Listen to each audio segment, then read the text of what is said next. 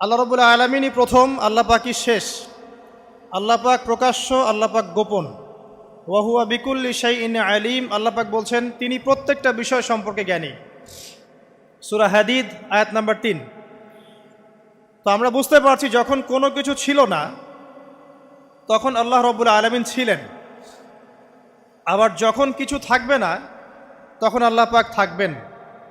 কুল্লু মান আলাইহা ফান ওয়া ইয়াবকা ওয়াজহু রাব্বিকা যুল জালালি ওয়াল ইকরাম। সমস্ত কিছু ফানা হয়ে যাবে, শুধুমাত্র আল্লাহ রাব্বুল আলামিনের সত্তা, জাত এটা বাকি থাকবে।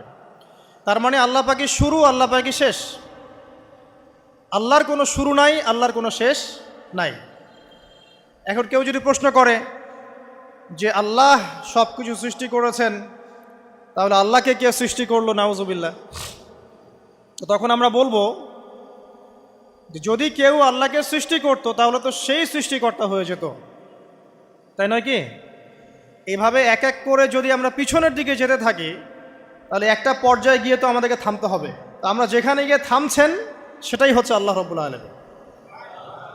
আল্লাহ পাকের আগে কিছুই ছিল না, বরং অতীত, বর্তমান, ভবিষ্যৎ এটা সময়ের মধ্যে আছে, যে সময়ের মধ্যে আমরা বাস করছি। আল্লাহ রাব্বুল আলামিনের কাছে এরকম অতীত, বর্তমান, ভবিষ্যৎ কিছু নাই। আল্লাহ রাব্বুল আলামিন একা ছিলেন, তখন কিছুই ছিল না। আবার যখন সব কিছু ধ্বংস হয়ে যাবে আল্লাহ পাক একাই থাকবেন, আর কিচ্ছু থাকবে না। এখন আল্লাহ পাক সর্বপ্রথম সৃষ্টি করলেন আরশে আজিম। কি সৃষ্টি করলেন? এবং আরশটা পানির উপরে ছিল। কিসের উপরে? পানির উপরে। এরপরে আল্লাহ রাব্বুল আলামিন সৃষ্টি করেছেন কলম। আল্লাহ পাকের কাছে লাউহে মাহফুজ আছে। লাউহে মাহফুজ মানে সুরক্ষিত একটা ফলক। এখানে আল্লাহ পাক কলমকে বললেন লিখো। কলম বলল যে মাযা আকতুব, আমি কি লিখবো হে আল্লাহ? আল্লাহ পাক বললেন কিয়ামত পর্যন্ত যা যা হবে, শেষ দিন পর্যন্ত যা কিছু ঘটবে লিখে ফেলো। কলম লিখে ফেলেছে কিয়ামত পর্যন্ত কি কি হবে। অতএব আপনার রিজিক নিয়ে এত টেনশন করার কোনো দরকার নেই।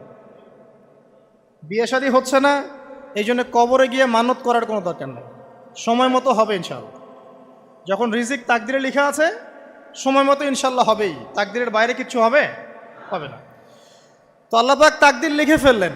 এমনকি লাউহে মাহফুজে কোরআনও লিপিবদ্ধ আছে। সূরা বুরুজ পড়েন নাই?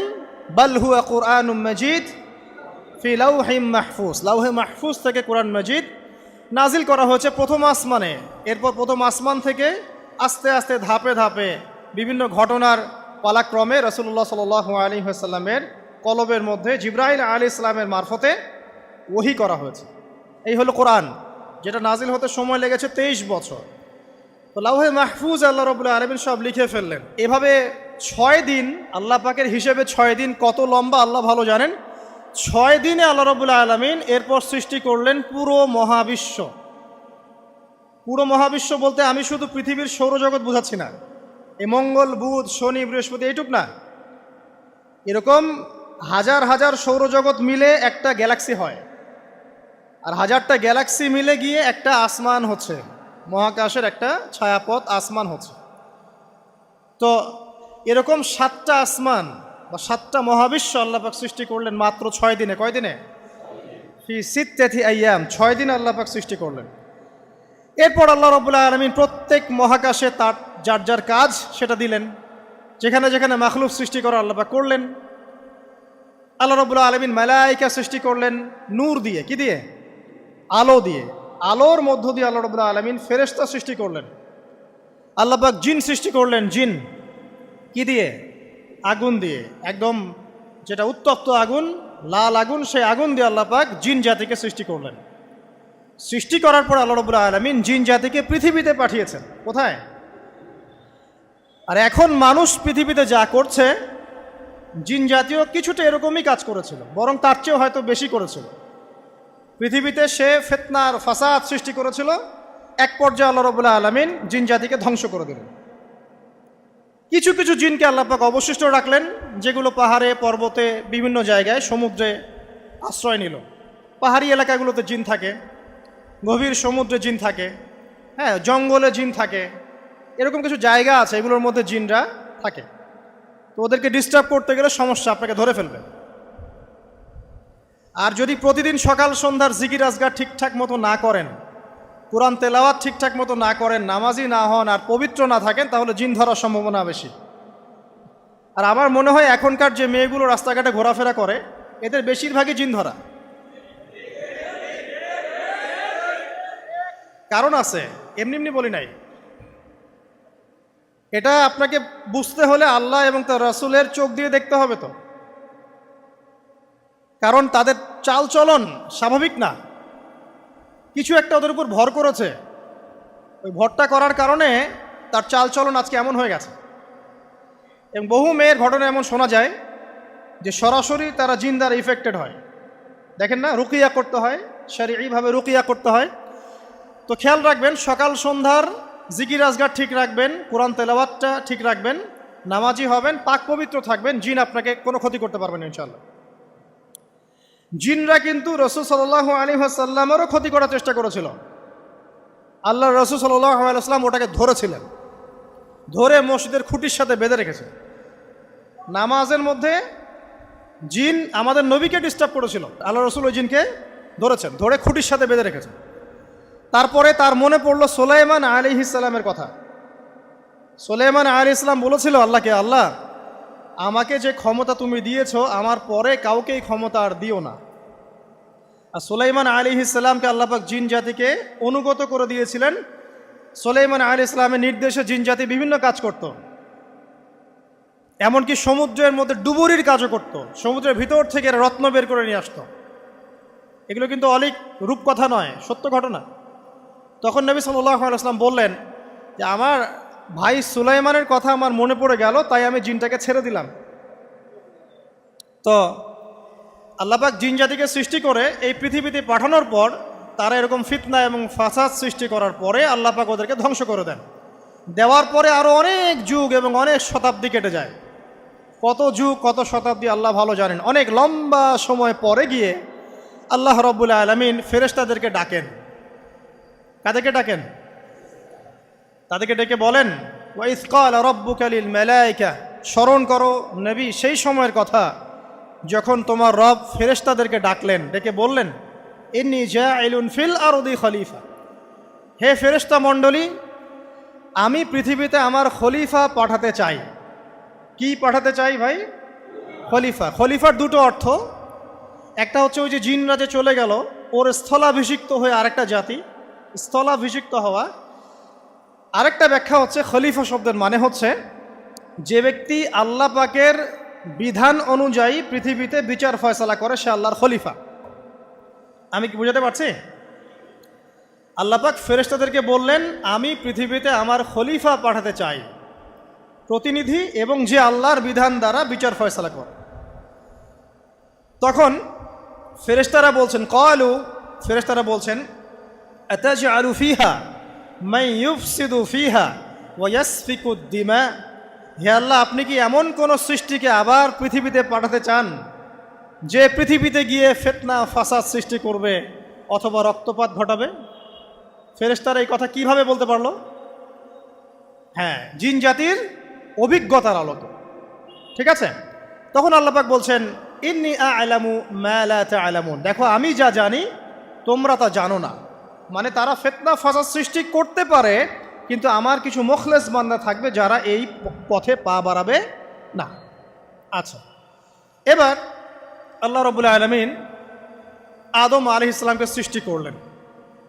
আল্লাহ পাক নিজের হাত দিয়ে আদম আলাইহিস সালামকে সৃষ্টি করেছেন। সূরা সদের মধ্যে আল্লাহ পাক বলেছেন, দেখুন, মহাবিশ্বের কোনো সৃষ্টির ব্যাপারে বলা হয়নি যে খলাকতু বিয়াদাই, আমি নিজ হাতে তাকে সৃষ্টি করেছি। শুধুমাত্র আদম আলাইহিস সালাম, আমাদের পিতার ক্ষেত্রে বলা হয়েছে খলাকতু বিয়াদাই, আমি নিজ হাতে তাকে সৃষ্টি করেছি। কত সম্মান, কত ভালোবাসা, তাই না? এবার আল্লাহ রাব্বুল আলামিন আদম আলাইহিস সালামকে সমস্ত নাম শিক্ষা দিলেন। সমস্ত নাম মানে কি? ওয়াল্লামা আদামাল আসমাআ কুল্লাহা, আল্লাহ পাক বলছেন, এরপর আমি আদম আলাইহিস সালামকে মহাবিশ্বের যত জ্ঞান আছে সমস্ত নাম শিক্ষা দিয়ে দিলাম। সুবহানাল্লাহ। যেই জ্ঞান ফেরেশতাদেরও ছিল না, যেই জ্ঞান ইবলিসেরও ছিল না। ইবলিস কিন্তু অনেক জ্ঞানী ছিল, অনেক বড় আবেদ ছিল, সে দীর্ঘদিন আল্লাহর ইবাদত করেছে, কিন্তু এই জ্ঞান কিন্তু তারও ছিল না, ফেরেশতাদেরও ছিল না। সুম্মা আরাদাহুম আলাল মালাইকা, এরপর আল্লাহ রাব্বুল আলামিন আদম আলাইহিস সালামকে ফেরেশতাদের সামনে নিয়ে আসলেন, উপস্থাপন করলেন। মহাবিশ্বের ঘটনা, এটা ঘটছে, চিন্তা করেন, এটা কিন্তু ঘটেছে আগে, অতীত। এবার সমস্ত ফেরেশতার সামনে আদম আলাইহিস সালামকে নিয়ে আসা হচ্ছে। এবার বলা হচ্ছে যে, হে ফেরেশতারা, তোমরা এই নামগুলো বলে দাও দেখি, তোমরা যদি সত্যবাদী হও। তো ফেরেশতারা বলছেন, লা ইলমা লানা ইল্লা মা আল্লামতানা, হে আল্লাহ, আপনি আমাদেরকে যা শিখিয়েছেন এর বাইরে তো কোনো জ্ঞান নাই আমাদের। তারপর আল্লাহ পাক আদমকে বললেন আলাইহিস সালাম, হে আদম, তুমি সব নাম বলে দাও দেখি। এরপর আদম আলাইহিস সালাম সমস্ত নাম একটা একটা করে বলে দিলেন। তাহলে আমাদের পিতা জ্ঞানী ছিলেন, নজ্ঞ ছিলেন? আর আমরা তার সন্তান হিসেবে জ্ঞানী না অজ্ঞ? এটা আমাদের শোভা পায়? আমাদের পিতা ছিলেন মহাবিশ্বের সবচেয়ে জ্ঞানী সত্তা। আল্লাহ রাব্বুল আলামিন তাকে জ্ঞান শিক্ষা দিয়েছেন, সমস্ত জ্ঞান। তবে তার সমস্ত জ্ঞান আর এই মহাবিশ্বের সমস্ত জ্ঞান আল্লাহর জ্ঞানের তুলনায় কতটুকু জানেন? একটা সমুদ্রের মধ্য থেকে এক ফোঁটা পানি উঠালে যেমন হয়, পুরো মহাবিশ্বের জ্ঞান আল্লাহর জ্ঞানের সামনে এতটুকু। আল্লাহ পাকের জ্ঞান এত অসীম, পুরো মহাসাগরের মধ্য থেকে এক ফোঁটা পানি তুললে, ওই যে এক ফোঁটা পানি তুললেন, এটা মহাবিশ্বের জ্ঞান। আর বাকি সমস্ত পানি এটা আল্লাহ পাকের জ্ঞান। ঠিক দুনিয়ার জীবনের এক্সাম্পলটা এমনই। একটা সাগরের মধ্যে আঙ্গুল ডুবালে, আঙ্গুল উঠালে যতটুকু পানি আঙ্গুলে বেঁধে থাকে, এটা দুনিয়া। আর পুরো মহাসাগরটাই হচ্ছে কি? আখিরাত। নবীজি বলছেন সাল্লাল্লাহু আলাইহি ওয়াসাল্লাম, একটা মৃত গাধাকে দেখে বলছেন, সাহাবীরা, তোমরা কি কেউ এই গাধাটাকে 1 দিরহামের বিনিময়ে কিনবে? কান কাটা, মৃত, গলে আছে, এই গাধাটাকে কিনবা 1 দিরহাম দিয়ে? সাহাবীরা বলছেন, মাংনা দিলেও তো কিনবো না। ইয়া রাসূলুল্লাহ, যদি ফ্রিও কেউ দেয়, বিনামূল্যে দেয়, তাও তো নিব না। তখন নবী সাল্লাল্লাহু আলাইহি ওয়াসাল্লাম বলছেন, এটাই হচ্ছে আল্লাহর কাছে দুনিয়ার এক্সাম্পল। ওই মৃত গাধা তোমাদের কাছে যতটা না ইম্পর্টেন্ট, যতটুকু মূল্য রাখে, আল্লাহর কাছে এই দুনিয়া তার চেয়েও কম মূল্য রাখে। তো এই দুনিয়াতে তো সব ফয়সালা হবে না। আমরা তো হতাশ হয়ে যাই না যে দুনিয়াতে এমন কেন, এটা কেন, ওইটা কেন। দুনিয়া এটারই জায়গা। দুনিয়া সব কিছুর কনক্লুশনের জায়গা না, সব কিছুর পরিসমাপ্তির জায়গা হচ্ছে কিয়ামতের মাঠ। ওই দিন যে সফল সে সফল, যে ব্যর্থ সে ব্যর্থ। দুনিয়ার বাড়ি গাড়ি, স্ট্যাটাস, চাকরি বাকরি, ইজ্জত সম্মান, এটা সাফল্য ব্যর্থতার মানদণ্ড নয়, চূড়ান্ত মানদণ্ড নয়। চূড়ান্ত মানদণ্ড কি? ফামান যুহজিহা আনিন নার ওয়া উদখিলাল জান্নাহ ফাকাদ ফাজ। যাকে জাহান্নাম থেকে বাঁচানো হবে, জান্নাতে প্রবেশ করানো হবে, পুলসিরাত পার হতে পারবে, এই একমাত্র ব্যক্তি সফল। তো সাফল্যের সংজ্ঞাটা জেনে রাখবেন, তাহলে আপনি দুনিয়াতে হতাশ হবেন না ইনশাআল্লাহ তাআলা। এবার কি হলো, যখন আদম আলাইহিস সালাম সমস্ত নাম শিক্ষা দেওয়া সমস্ত নাম বলে দিলেন, এখানে নাম মানে কিন্তু খালি নাম নয়, জ্ঞান বলে দিলেন, তখন আল্লাহ রাব্বুল আলামিন ফেরেশতাদেরকে বললেন, তোমরা সবাই এখন আদমকে সিজদা করো। ওয়া ইয কুলনা লিল মালাইকাতি ইসজুদু লি আদম। আল্লাহ পাক এবার বলছেন, আমি সমস্ত মালায়েকাকে বললাম তোমরা আদমকে সিজদা করো। ফাসাজাদু, সবাই সিজদা করলো, ইল্লা ইবলিস, ইবলিস সিজদা করলো না। কেন করলে না? ইবলিসকে বলা হচ্ছে, ইয়া ইবলিস মা মানাকা আল্লা তাসজুদা ইয আমারতুক, তোমাকে কে নিষেধ করলো সিজদা করতে ওই আদমকে যাকে আমি আদেশ করেছি? কে নিষেধ করলো? তখন ইবলিস বলছে, খলাকতানি মিন নার ওয়া খলাকতাহু মিন তিন, আমাকে সৃষ্টি করেছেন আগুন দিয়ে আর আদমকে সৃষ্টি করেছেন মাটি দিয়ে, আমি কিভাবে তাকে সিজদা করতে পারি? ইবলিস বলতে চাইলো যে আপনি যে বলছেন আদমকে সিজদা করো, আদম তো মাটির তৈরি, আমি তো আগুনের তৈরি, তাহলে আপনি ভুল বলছেন। নাউজুবিল্লাহ। আগুন কেন মাটির সামনে নত হবে? মাটি আগুনের সামনে নত হওয়া উচিত। তার কেয়াস হচ্ছে এমন। কেয়াস মানে কি? তার এটা কি? হ্যাঁ, তার এটা যুক্তি, তার এটা যুক্তি এবং দর্শন যে আমি কেন তাকে সিজদা করব? আমি তো আগুনের তৈরি আর আদম হচ্ছে মাটির তৈরি। তো খলাকতাহু মিন নার ওয়া খলাকতানি মিন তিন, খলাকতানি মিন নার ওয়া খলাকতাহু মিন তিন, আমাকে সৃষ্টি করেছেন আগুন দিয়ে, আদমকে সৃষ্টি করেছেন মাটি দিয়ে। আবা ওয়াস্তাকবারা, আল্লাহ পাক বলছেন সে উদ্ধত হলো এবং অহংকার প্রদর্শন করলো। আর আল্লাহ পাক অনেক কিছু মাফ করে দেন, কিছু কিছু বিষয় আল্লাহ পাক মোটেই পছন্দ করেন। তার মধ্যে একটা হচ্ছে অহংকার, তার মধ্যে একটা হচ্ছে শিরক, তার মধ্যে একটা হচ্ছে অন্যের হক নষ্ট করা, তার মধ্যে একটা হচ্ছে আদম সন্তানকে হত্যা করা, তার মধ্যে একটা হচ্ছে বৃদ্ধ বয়সে ব্যভিচার করা, তার মধ্যে একটা হচ্ছে মুরতাদ হয়ে যাওয়া। ওই যে খ্রিস্টান হয়ে যাচ্ছেন না, খালি মরেন তারপর বুঝবেন, খালি মালাকুল মউত আসুক তারপর বুঝবেন। আল্লাহ রাব্বুল আলামিন বলছেন তার রাসূলের মাধ্যমে, কেউ যদি সাক্ষ্য দেয় আল্লাহ ছাড়া কোনো মাবুদ নাই, মুহাম্মদ সাল্লাল্লাহু আলাইহি ওয়াসাল্লাম শেষ নবী, ঈসা ইবনে মারইয়াম আল্লাহর প্রেরিত নবী, আল্লাহর পুত্র নন, জান্নাত সত্য এবং জাহান্নাম সত্য, এই পাঁচটা বিষয় যদি কেউ সাক্ষ্য দেয় ইনশাআল্লাহ সে জান্নাতে যাবে, তার আমল যেমনই হোক না কেন। টাকার বিনিময়ে, চাকরির বিনিময়ে, সমাজসেবার নামে আর চিকিৎসার নামে ইমান বিক্রি করে ফেললেন, সুবহানাল্লাহ সুবহানাল্লাহ। তোমাদের এই পৃথিবীতে বেঁচে থাকার চাইতে মাটির তলে চলে যাওয়া ভালো। আবর্জনার কোনো প্রয়োজন নাই আল্লাহর এই জমিনে। এই মুসলিম উম্মার আবর্জনার কোনো প্রয়োজন নাই। এই মুসলিম উম্মার ইমানদার সাহসী তরুণ প্রজন্মের দরকার। আল্লাহ পাক কবুল করুন, আমিন। এরপরে কি হলো? ইবলিস সেজদা করলো না, আবা ওয়াস্তাকবার, সে উদ্ধত হলো এবং অহংকার প্রদর্শন করলো। এবার আল্লাহ পাক জিজ্ঞাসা করলেন, কেন করলে না, কেন করলে না? সে বলল যে আগুন দিয়ে সৃষ্টি করেছেন আমাকে, তাকে সৃষ্টি করেছেন আপনি মাটি দিয়ে, সো আপনি ভুল আমি সঠিক, আমি কেন তাকে সেজদা করব? আল্লাহ পাক তখন আর তার প্রতি রহম করলেন না। আল্লাহ পাক তখন তাকে বলছেন ফখরুজ মিনহা, এখান থেকে বেরো। আল্লাহ পাক যেমন গফুর রহিম আরহামুর রহিমিন, ঠিক তেমনি আল্লাহ পাক শাদীদুল ইকাব, কঠিন শাস্তিদাতাও বটে। আল্লাহ পাক শুধু কি দয়াই করবেন, শাস্তি দিবেন না? দিবেন। ফখরুজ, অপদস্থ হয়ে লাঞ্ছিত হয়ে এখান থেকে বের হয়ে যাও। এখানে অহংকার করার অধিকার তোমাকে দেয়া হয় না, এখান থেকে বের হয়ে যাও। এবার ইবলিস বের হয়ে যাচ্ছে।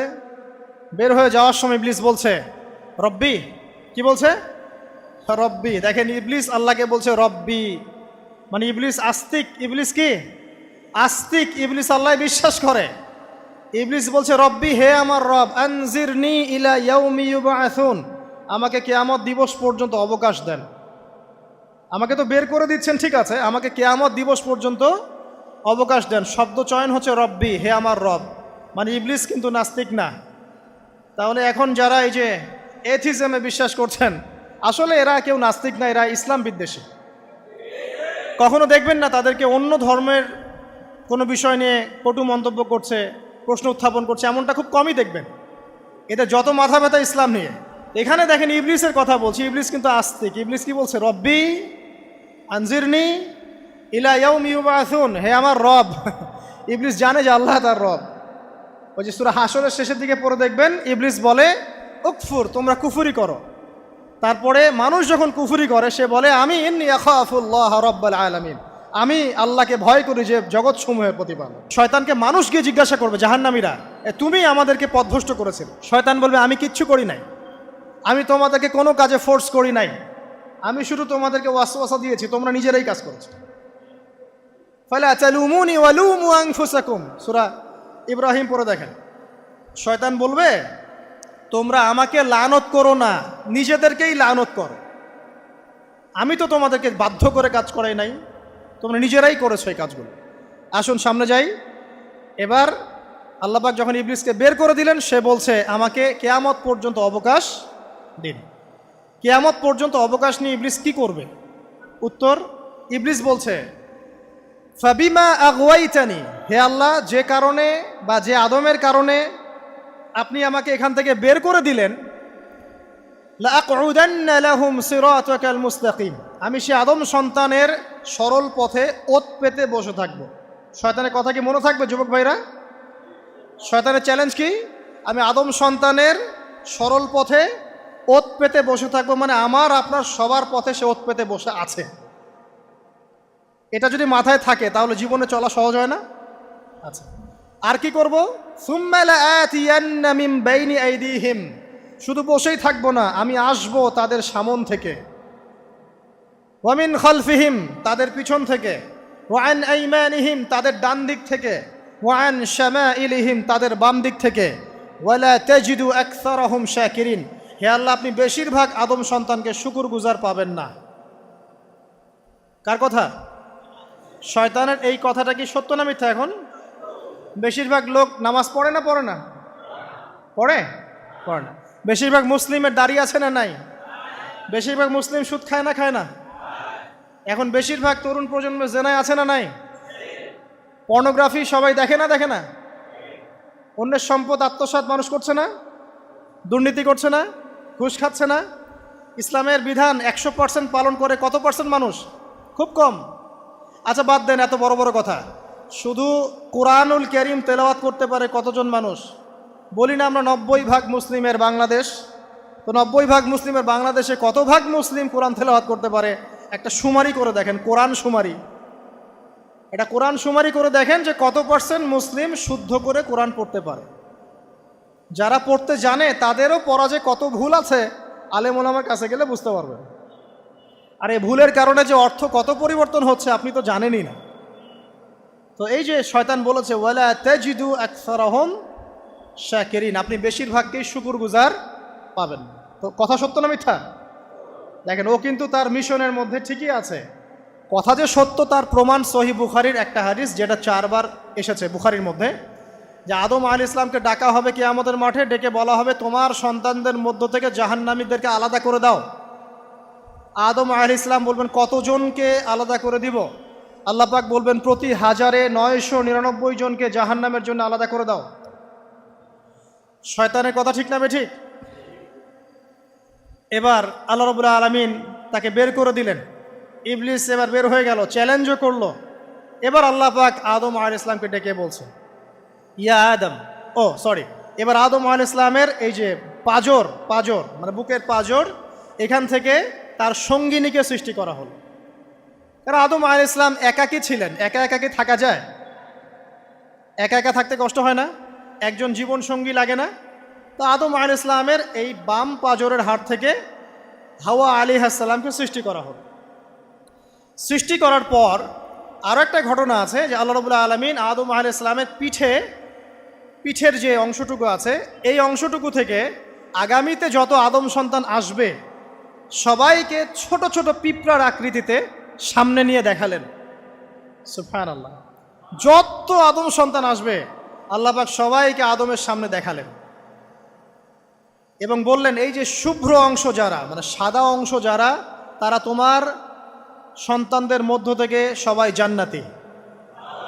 আর তোমার এই যে বাম পাশে যেগুলো কালো কালো ছোট ছোট আকৃতি দেখছো, এগুলো সব তোমার সন্তানদের মধ্য থেকে জাহান্নামী। আমরা দোয়া করি আমরা তাদের অন্তর্ভুক্ত না হই।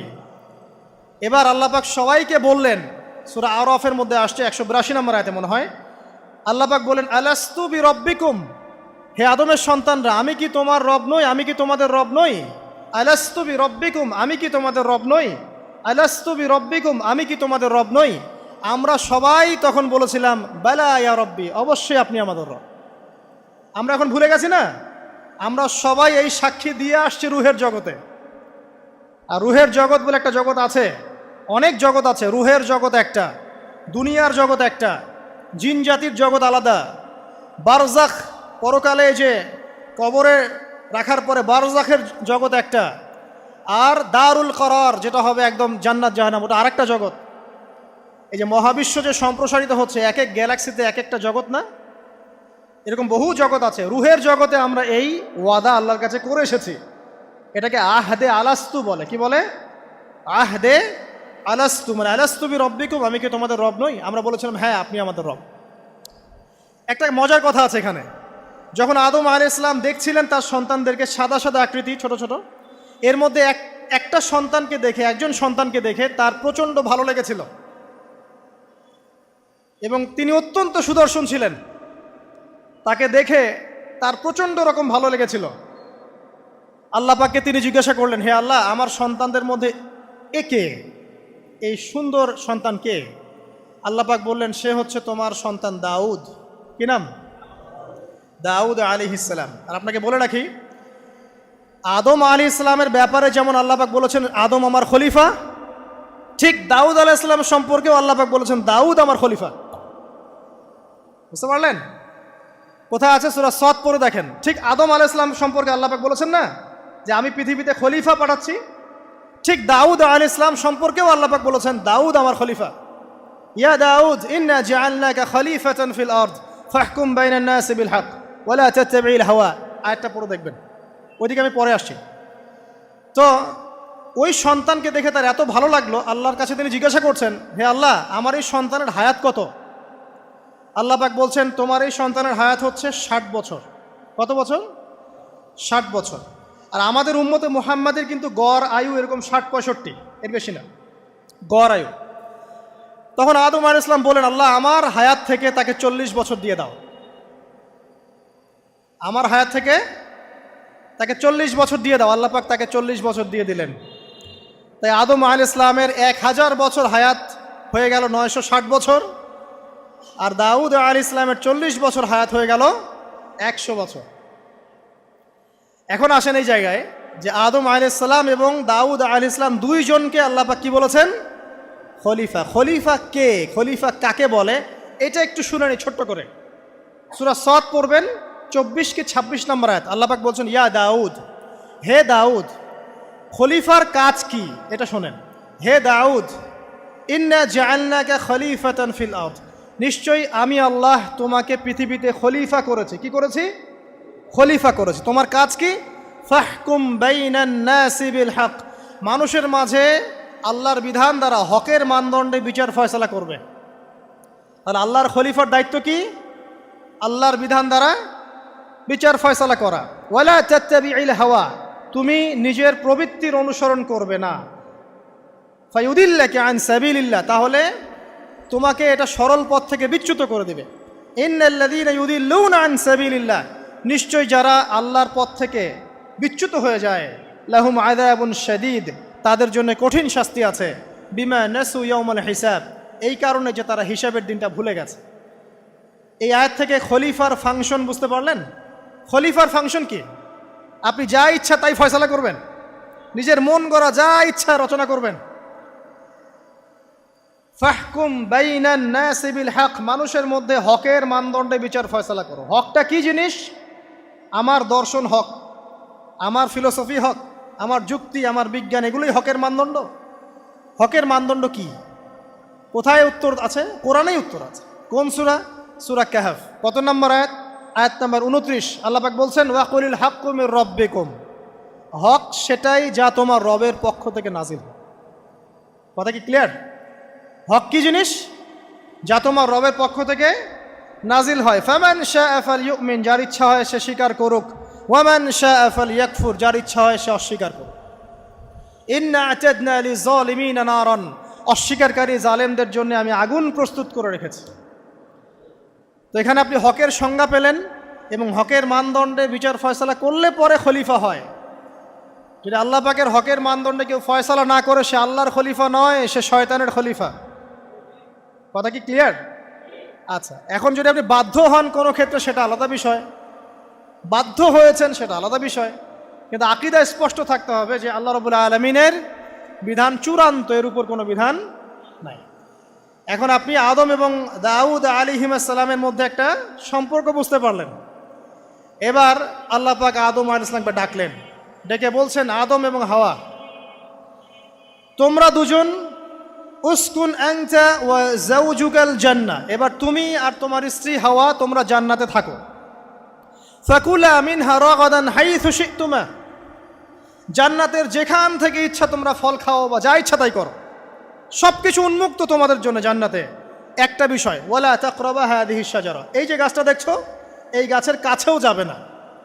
এখানে শব্দ এমন না যে গাছের ফল খাবে না, শব্দ হচ্ছে এমন গাছের কাছেও যাবে না। যেমন ওয়ালা তাকরাবু জিনা, জেনা করবে না আল্লাহ পাক বলেননি, বলেছেন জেনার কাছেও যাবে না। ওয়ালা তাকরাবু মাল আল ইয়াতিম, ইয়াতিমের মাল খাবে না আল্লাহ পাক বলেন নাই, আল্লাহ বলছেন ইয়াতিমের মালের কাছেও যেও না। আমি কি বুঝাতে পারছি? এই গাছের কাছেও যেও না। এবার জান্নাতে তারা থাকতে লাগলেন। এবার ইবলিস তো আর হাল ছেড়ে দেয় নাই, সে কি বলেছিল? ডান বাম সামন পিছন সব দিক থেকে আসবে। সে এসে ওয়াসওয়াসা দেয়। কি ওয়াসওয়াসা দেয়? হে আদম, হাল আদুল্লুকা, আমি কি তোমাকে বলে দিব, আলা শাজারাতিল খুলদ ওয়া মুলকিন লা ইয়াবলা, হে আদম আমি কি তোমাকে বলে দিব এমন একটা গাছের কথা, যেই গাছের ফল খেলে পরে তুমি চিরস্থায়ী জীবন লাভ করবে, কোনো দিন মারা যাবে না। এই চিরস্থায়িত্বের টোপ দিচ্ছে কে? এই চিরস্থায়ী ক্ষমতার টোপে মানুষ পথ হারাচ্ছে না পৃথিবীতে। ওয়া মুলকিন লা ইয়াবলা, এমন রাজত্ব পাবে যেই রাজত্ব কখনো ক্ষয় হবে না। চিরস্থায়িত্বের টোপ, রাজত্বের টোপ, এই দুটোই হচ্ছে পৃথিবীতে মানুষকে পথভ্রষ্ট করার শয়তানের অস্ত্র। কথা মনে বুঝতে পারেন না? আমার মাথার উপর দিয়ে যাচ্ছে, বুঝতে পারবেন ইনশাআল্লাহ। তো টোপ দিচ্ছে দুইটা, হাল আদুল্লুকা আলা শাজারাতিল খুলদ ওয়া মুলকিন লা ইয়াবলা। করতে করতে করতে করতে একদিন সত্যি সত্যি আমাদের পিতামাতা সেই গাছের কাছে চলে গেলেন। যখনই চলে গেলেন, ফালাম্মা যাকা শাজারা, যখন তারা গাছের কাছে চলে গেলেন, বাদাত লাহুমা সাওআতিহিমা, তাদের পরনে যে জান্নাতি কাপড় ছিল ধাপাস করে খুলে পড়ে গেল। ইন্না লিল্লাহি ওয়া ইন্না ইলাইহি রাজিউন। আমাদের পিতামাতাকে পুরো মহাবিশ্বে ফেরেশতাদের সামনে জান্নাতে নগ্ন করে দিল ইবলিস। আমি মনে বুঝাতে ব্যর্থ হচ্ছে। আমাদের পিতামাতাকে জান্নাতে ফেরেশতাদের সামনে, সবার সামনে নগ্ন করে কাপড় খুলে ফেললো কে? ইবলিস। তো এখন যে কাপড় খোলার সংস্কৃতি চলছে, কারা এরা? ওরা জিন শয়তান, এগুলো মানুষ শয়তান।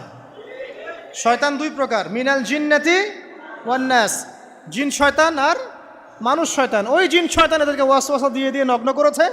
এরা এখন নগ্নতার আন্দোলন শুরু করেছে, এবং আমি জানি কয়দিন পর এটা বিকিনি পরেও ঘুরবে। অবাক হচ্ছেন? কিয়ামতের আলামতের মধ্যে অন্যতম হচ্ছে মানুষ রাস্তার ধারে ধারে জেনা করবে, রাস্তার মোড়ে মোড়ে জেনা হবে।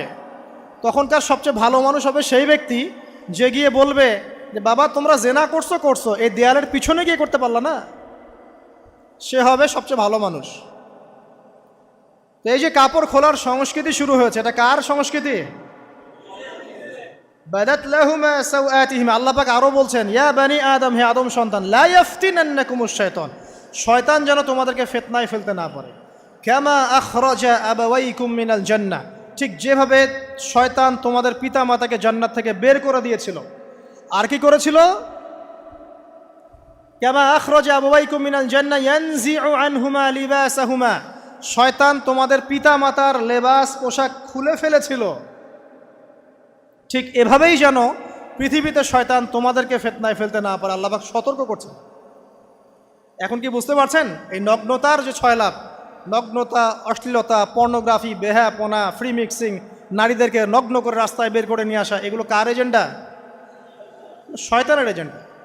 এর উপর কোনো কথা নাই, কারণ কোরআনের উপর কোনো সত্য নাই। এগুলোর উপরে কোনো কথা হবে না, বিকজ কোরআনের উপর কোনো সত্য নাই। আছে? নাই। কোরআনে আল্লাহ পাক বলেছেন যে শয়তান ফিতনায় ফেলেছিল, ইয়ানজিউ আনহুমা লিবাসাহুমা, শয়তান তোমাদের পিতামাতার লেবাস খুলে ফেলে দিয়েছিল। ওয়া তাফিকা ইয়াখতিফানি আলাইহিমা মিন ওয়ারাকিল জান্নাহ, তখন আমাদের পিতামাতা জান্নাতের গাছের যে এই যে পাতাগুলো আছে এগুলো ছিঁড়ে ছিঁড়ে লজ্জাস্থান ঢাকতে লাগলেন। ইন্না লিল্লাহ। আমাদের পিতামাতার কি দুর্দশা হয়েছিল, আমাদের পিতামাতার কি দুর্দশা, কি লজ্জা হয়েছিল তখন। চিন্তা করে দেখেন, শয়তান কাপড় খুলে ফেলে দিয়েছে, আর আমাদের পিতামাতা, আমাদের মা, আমাদের বাবা জান্নাতের এই যে পাতাগুলো ছিঁড়ে ছিঁড়ে গায়ের লজ্জাস্থান ঢাকা শুরু করেছেন। কি পরিমাণ লজ্জা চিন্তা করেন। আপনাকে যদি এখানে কেউ নগ্ন করে ফেলে এবং আপনি যদি না চান বিষয়টা, সবাই জোর করে আপনার কাপড় খুলে ফেলে, আপনার কেমন লাগবে? কেমন লাগবে? এই ঘটনা ঘটেছে মহাবিশ্বে, শয়তান ঘটিয়েছে। এরপর আল্লাহ পাক ডাকলেন, ডেকে বলছেন, ইয়া আদম, হে আদম, আলাম আনহাকুমা আন তিলকুমা শাজারা, হে আদম আমি কি তোমাদেরকে দুজনকে নিষেধ করি নাই যে গাছের কাছে যাবে না? আমি কি তোমাদের দুইজনকে নিষেধ করি নাই যে তোমরা গাছের কাছে যাবে না? তখন আদম আলাইহিস সালাম বুঝতে পারলেন যে তারা একটা বড় ভুল করে ফেলেছে। তারপর আল্লাহ রাব্বুল আলামিন দয়া পরবশ হয়ে আদম এবং হাওয়া আলাইহিস সালামকে কালিমা শিক্ষা দিলেন, তওবার কালিমা, যেই কালিমা দিয়ে তারা তওবা করতে পারেন। সেই কালিমা হচ্ছে রব্বানা যালামনা আনফুসানা ওয়া ইল্লাম তাগফির লানা ওয়া তারহামনা লানাকুনান্না মিনাল খাসিরিন। এই দোয়া শিখে নিয়ে আদম এবং হাওয়া আলাইহিস সালাম তওবা করলেন। আল্লাহ পাক তাদের তওবা কবুল করে মাফ করে দিলেন। কিন্তু জান্নাতে আর থাকা হলো না। আল্লাহ পাক বলেন, কুল নাহবিতু মিনহা জামিআ, এবার তোমরা সবাই মিলে এখন পৃথিবীতে নেমে যাও। আল্লাহ মাফ করে দিলেন, কিন্তু তোমরা এখন পৃথিবীতে নেমে যাও, জান্নাতে আর থাকা হবে না। খেয়াল করে দেখেন, ইবলিসও আল্লাহর আদেশ মানে নাই। আল্লাহ বলেছেন সেজদা করো, ইবলিস কিন্তু করে নাই। আবার আমাদের পিতা আদম আলাইহিস সালামকে আল্লাহ পাক বলেছেন গাছের কাছে যেও না, তারা চলে গেছেন। দুটোই কি অবাধ্যতা নয়? তাহলে ইবলিসকে চিরস্থায়ী জাহান্নামী করা হলো, আদম সন্তানকে কেন করা হলো না? উত্তর, আদম সন্তান আদম আলাইহিস সালাম তওবা করে ফিরে এসেছে, ইবলিস আসে নাই। তাই আমাদের দ্বারা পদে পদে ভুল হবেই, তওবা করে ফিরে আসলেই গুনাহ মাফ ইনশাআল্লাহ। আর যদি ইবলিসের মতো গুনার উপর গুনাহ করতেই থাকেন আর বলেন যে আমি ঠিক কাজ করছি, তাহলে ইনশাআল্লাহ ওই যে জাহান্নাম অপেক্ষা করছে। ইবলিসকে আল্লাহ পাক বললেন যে তুমি এবং তোমার অনুসারী যারাই থাকবে সবাইকে দিয়ে লাআমলাআন্না জাহান্নামা মিনকুম আজমাইন, তোমাদের সবাইকে দিয়ে আমি জাহান্নাম পরিপূর্ণ করব, নাউযুবিল্লাহ। এবার সবাই পৃথিবীতে নেমে আসলো। পৃথিবীতে এসেই কি আল্লাহ পাক ছেড়ে দিলেন? না। আল্লাহ রাব্বুল আলামিন বলছেন কুল নাহবিতু মিনহা জামিআ, তোমরা পৃথিবীতে নেমে যাও। ফাইম্মা ইয়াতিয়ান্নাকুম মিন্নি হুদান, দুনিয়াতে যাচ্ছ যাও, তবে মনে রেখো যে আমার পক্ষ থেকে তোমাদের কাছে হেদায়েতের বাণী আসবে। আমার পক্ষ থেকে তোমাদের কাছে হেদায়েতের বাণী আসবে। ফামান তাবিআ হুদায়া ফালা খাউফুন আলাইহিম ওয়ালা হুম ইয়াহজানুন, যারা আমার হেদায়েতের বাণীগুলো মেনে চলবে তাদের কোনো ভয় নাই, কোনো দুশ্চিন্তাও নাই। ওয়াল্লাযীনা কাফারু ওয়া কাযযাবু বিআয়াতিনা, কিন্তু যারা আমার আয়াতকে কুফরি করবে, মিথ্যা প্রতিপন্ন করবে, ফাউলাইকা আসহাবুন নার, তারা হবে জাহান্নামের অধিবাসী। হুম ফিহা খালিদুন, তারা সেখানে চিরস্থায়ী হবে। এই সহজ সরল জীবন দর্শন দিয়ে আল্লাহ পাক পৃথিবীতে পাঠিয়ে দিলেন। এবার শুরু হলো পৃথিবীতে পথ চলা। পৃথিবীতে পথ চলার ক্ষেত্রে অনেক কিছু সৃষ্টি করতে হলো, আবিষ্কার, কৃষিকাজ, এটা ওটা সব কিছু। আদম আলাইহিস সালামকে আল্লাহ পাক সেই জ্ঞান ওহির মাধ্যমে শিক্ষা দিলেন। কৃষিকাজ আল্লাহ পাক শিক্ষা দিয়েছেন, চাকা সৃষ্টি করা আল্লাহ পাক শিক্ষা দিয়েছেন, বাহন সৃষ্টি করা আল্লাহ পাক শিক্ষা দিয়েছেন। যত রকম জ্ঞান আছে সমস্ত জ্ঞান এসেছে নবীদের পক্ষ থেকে। সব কিছু জ্ঞানের মূল ভিত্তি এসেছে নবীদের কাছ থেকে, আল্লাহর ওহির কাছ থেকে। যত সভ্যতা দেখছেন বড় বড়, সমস্ত সভ্যতা শুরু হয়েছে নবী দ্বারা, এবং সভ্যতা শেষও হবে একজন নবী দ্বারা। তার নাম কি? ঈসা ইবনে মারইয়াম। আদম আলাইহিস সালাম আল্লাহর দেয়া শিক্ষায় শিক্ষিত হয়ে দুনিয়াতে চলতে লাগলেন এবং তওবা ইস্তেগফার করতে লাগলেন, কাঁদতে লাগলেন। দীর্ঘকাল তারা ক্রন্দন করেছেন। কি কারণে? ওই যে একটা ভুল তারা করে ফেলেছে। দুনিয়াতে এসে ক্রন্দন করতে করতে করতে করতে আল্লাহ রাব্বুল আলামিন এক পর্যায়ে তওবা কবুল করে ফেললেন। এবার সামনে যান, তাদের সন্তান হলো হাবিল এবং কাবিল। নাম শুনেছেন? শোনেন নাই? হাবিলের কুরবানি কবুল হয়, কাবিলের কুরবানি কবুল হচ্ছে না। বিকজ কাবিল এর কুরবানির মধ্যে ইখলাস নাই। ভাইয়ের কুরবানি কেন কবুল হচ্ছে, আমারটা কেন হচ্ছে না? হিংসার বশবর্তী হয়ে কাবিল হাবিলকে হত্যা করে ফেললো। নবী পরিবারের সদস্য হয়েও কাবিল এরকম অন্যায় করে ফেলল। আর কি হলো? রাসূল সাল্লাল্লাহু আলাইহি সাল্লাম বলেছেন, পৃথিবীতে যত মানুষ অন্যায়ভাবে নিহত হবে, পৃথিবীতে যত মানুষ অন্যায়ভাবে খুন হবে, সমস্ত খুনের পাপের একটা অংশ কাবিলের আমলনামায় যুক্ত হবে। কারণ সেই প্রথম খুন চালু করেছে। এই যে আজকে গুনাহে জারিয়া চালু করছেন না, সুদী এনজিও, সুদী সমিতি, সিনেমা হল, এইটা ওইটা, মদের বার, যত গুনাহে জারিয়া চালু করছেন, মৃত্যু হবে, কবরে যাবেন ঠিকই, কিন্তু গুনাহ কমবে না ইনশাআল্লাহ। মনে করেন একজন নগ্ন ছবিতে অভিনয় করেছে, ঠিক আছে, এখন নাই পৃথিবীতে, বা কেউ অশ্লীল গান বাজনা করে দুনিয়া থেকে বিদায় নিয়েছে, দুনিয়াতে তার গান এখনও বাজছে, সে কবরে শুয়ে শুয়েই সেই গোনাগুলো পাচ্ছে। ঠিক আপনি যদি এখন ভালো কোনো কাজ করেন, দিনই কোনো ভালো কাজ করেন, মসজিদ হোক, মাদ্রাসা হোক, ইয়েতিমখানা হোক, বিধবাদের কোনো প্রকল্প হোক, বৃদ্ধাশ্রম হোক, মানবতার কোনো কল্যাণমূলক কাজ হোক, মৃত্যুর পরেও ইনশাল্লাহ আপনি নেকি পেতে থাকবেন। সদকায়ে জারিয়া আর গুনাহে জারিয়া ভালো করে বুঝবেন। একটা গুনাহ করে মাফ নেওয়া আলাদা বিষয়, আর গুনাহ চলতে থাকাটা আর একটা বিষয়। আল্লাহ আমাদেরকে হেফাজত করুন, আমিন। নবী পরিবার এগিয়ে গেল এবং তাদের সময়ে তারা শুধু ক্রন্দন করেছেন, ইবাদত করেছেন, আল্লাহর কাছে ইস্তেগফার করেছেন এবং ওই যে জান্নাতে ফিরে যাওয়ার জন্য তারা আপ্রাণ চেষ্টা করেছে।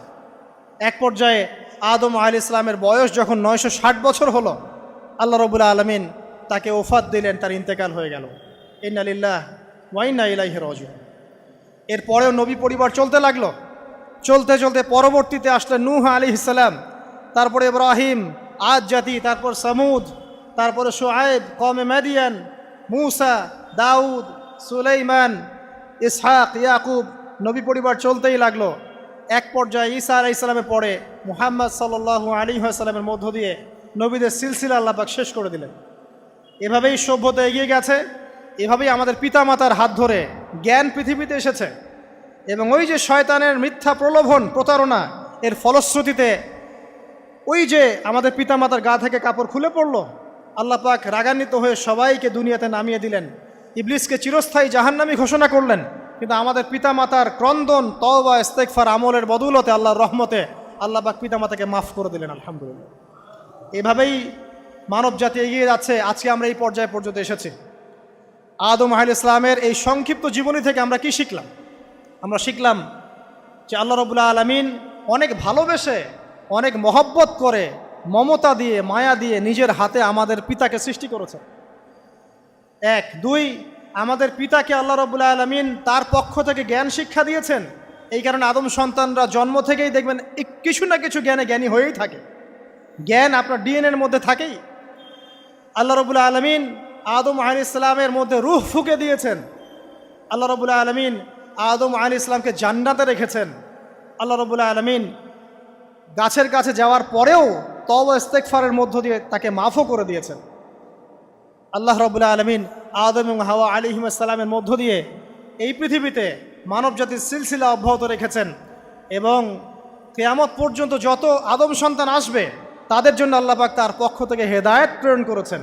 এক যুগে তাওরাত এসেছে, কখনো জাবুর, কখনো ইনজিল, কখনো কোরআন, সর্বশেষ টেস্টামেন্ট হিসেবে কোরআন এসেছে। এখন যদি এই ওয়াহির বাণী, কোরআন এবং এর ব্যাখ্যা হাদিস আমরা মেনে চলি, ইনশাআল্লাহ তাআলা আমরা আবার সেই জান্নাতে ফিরে যাব যেখান থেকে আমাদেরকে নামিয়ে দেওয়া হয়েছে। আর যদি আমরা কোরআন এবং হাদিস বা আল্লাহর ওয়াহির পরোয়া না করি, এর আলোকে জীবন না গড়ি, তাহলে ওই ইবলিসের সাথেই আমাদেরকে জাহান্নামে থাকতে হবে, নাউযুবিল্লাহ। আল্লাহ রাব্বুল আলামিন আমাদের সবাইকে কোরআন এবং সুন্নাহ, আল্লাহর ওয়াহি মেনে চলার তৌফিক দান করুন এবং ইবলিসের খপ্পর থেকে আল্লাহ পাক আমাদেরকে বাঁচিয়ে রাখুন। ইবলিসের যত এজেন্ট আছে, ওদের যে দুরভিসন্ধি, ষড়যন্ত্র এবং শয়তানি ফাঁদ, এগুলো থেকে আল্লাহ পাক আমাদেরকে, আমাদের মা বোনদেরকে, আমাদের পরিবারের সদস্যদেরকে, আমাদের সমাজকে, রাষ্ট্রকে আল্লাহ পাক হেফাজত করুন, বাঁচিয়ে রাখুন, আমিন।